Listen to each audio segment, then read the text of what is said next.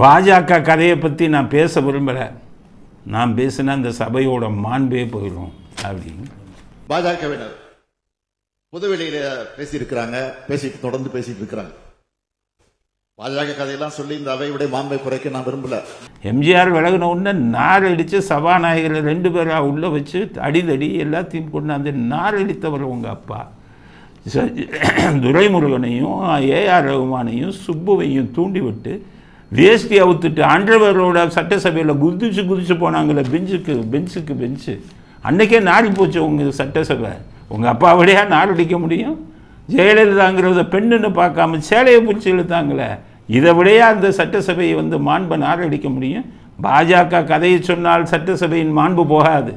உங்கள் அப்பாவுடைய கதை, உங்கள் திமுகவோட கதை, உங்கள் திமுக எம்எல்ஏக்கள் கதை அத்தனை பேரையும் சொன்னால் தான் உங்களுக்கு இந்த சட்டசபை மாண்பே கெட்டு போகும். ஏன் நீங்கள் சட்டையை கிழிச்சுக்கிட்டு பனியனோட வெளியில் வந்தீங்களா இல்லையா? அப்போ சட்டசபை மாண்பு கிடைலையா?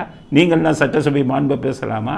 பாஜக கதையை பேசினா சட்டசபை மாண்பு கிடையாது. ஊரை ஏமாற்றிக் கொண்டிருக்கிறார் ஸ்டாலின்.